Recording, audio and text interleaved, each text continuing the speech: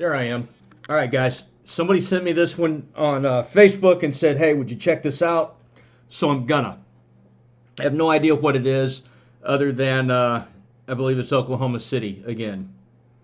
Let's see what's up.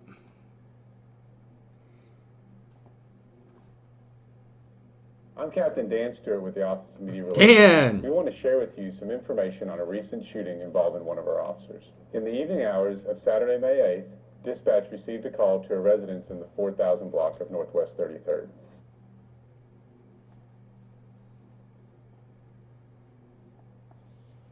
Oklahoma City 911.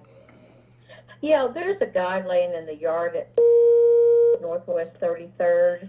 And is this a neighbor, or do you know the person, or? He's at his grandpa's house, and his grandpa has a VPO against him, and I think he must be hiring a kite because he's out there. He stared at the clouds forever. Officer Daniel Lopez, who is a member of the Crisis Intervention Team, was dispatched and arrived around 7:50 p.m. and began interacting with the subject, Daniel Hobbs. What's going on? What are you looking at? You trying to get this guy to come down? Yeah, look at it. Well, Are you trying to get this guy to come down? Yeah, look at it.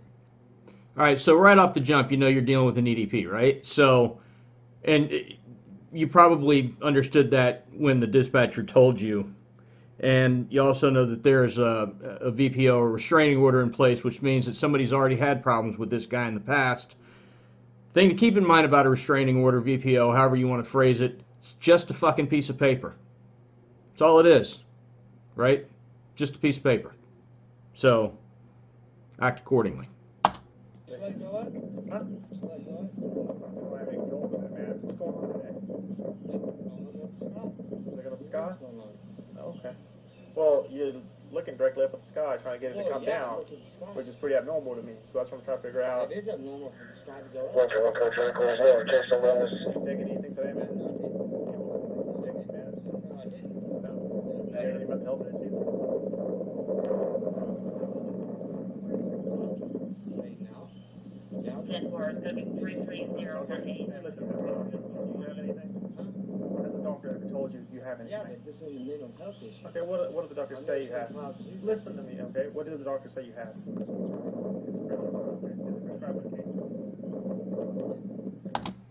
All right, this audio sucks. I apologize, because the wind is blowing straight across this guy's mic, and you can't hear shit. But sounds like he's asking him if the doctor's ever diagnosed him with anything, and is he on any medication. Have you been taking the medication? Have you? Yeah. How often are you supposed to take it? How often are you supposed to take it? 3 months. 3 months piece. I'll take a shot. Every 3 months you're supposed to take a shot? Okay. When's the last time you took a shot? 3 months ago. So sounds like you're about due for another shot then, right? No. No?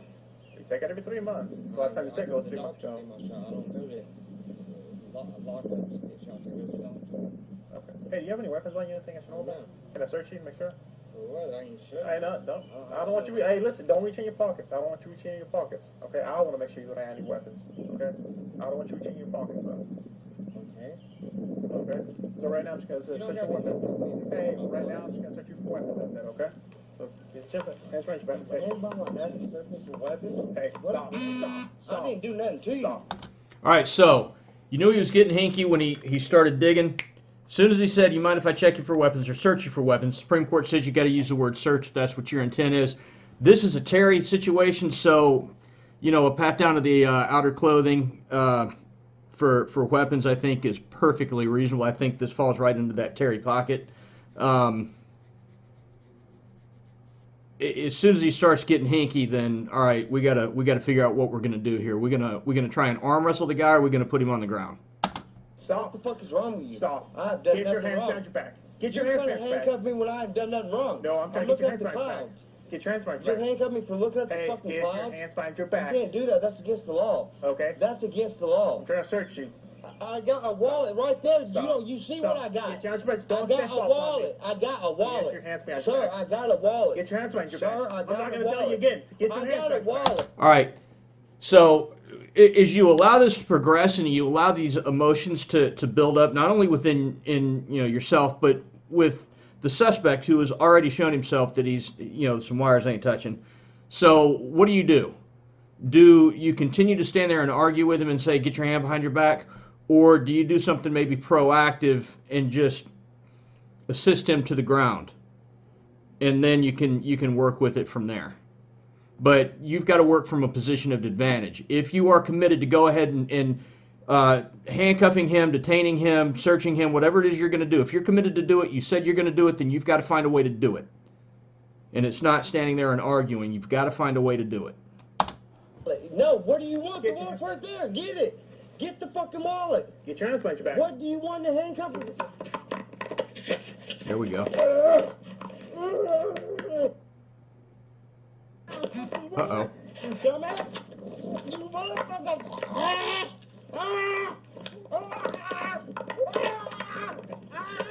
Wow.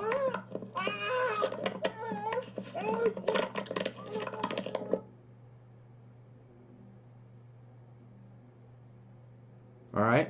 Two separate witnesses reported seeing the officer and the subject struggling over what they believed to be the officer's gun. During the struggle, the suspect gained control of the officer's taser. Shortly before the shooting, a neighbor began to film, capturing the shooting on video.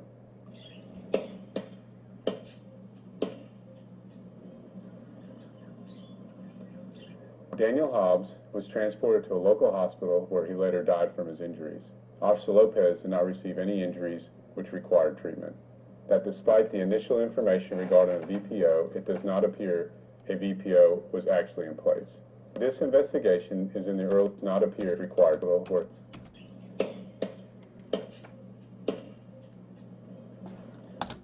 Wow. That's bad breath close right there. Holy shit. All right, let's... Shooting during the... So you can see... Hands behind your back. What do you want to handcuff? What? You dumbass. You motherfucker. You could see, I think, the taser laying on the ground. Well, shit, I can't stop it fast enough, but up above the man's shoulder, it looked like you could see it. Yep, there it was in his hand again. Two separate witnesses reported seeing the officer and the subject struggling over what they believed to be the officer's gun. During the struggle, the suspect gained control of the officer's taser. Shortly before the shooting, a neighbor began to film, capturing the shooting on video.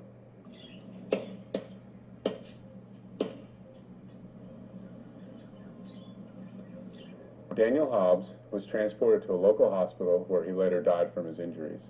Officer Lopez did not receive any injuries which required treatment. That despite the initial information regarding a VPO, it does not appear a VPO was actually in place. This investigation is in the early stages and will take time to complete. The Oklahoma City Police Department conducts thorough investigations of all officer-involved shootings and uses of force. The completed criminal investigation will be presented to the Oklahoma County District Attorney's Office for final review to ensure the officer's actions are in accordance with Oklahoma state law. An investigation will also be conducted to determine if the tactics and interactions used by this officer are consistent with our department's training and mission. So, all in all, man, at the end of the day, the responding officer here made a decision that he was going to detain, handcuff, pat down, search, whatever his intent was, and dude was obviously non-compliant and had a touch of crazy, it seems. And that turned into a big mess. Again, if you're going to commit to doing something, do it. Do it like as fast and as hard as you can, right? Violence of action, I think, is what we call that. So, Call from unavailable. unavailable keeps calling me. I'm sure it's about my car's extended warranty. From unavailable. Drop your comments in the comment section down below. Let me know if I missed anything. Guy had to do what he had to do. Dude had control of his taser, so kind of a no-win situation. Let me know what you think. Be good or be good at it. We'll see you next time. Be safe.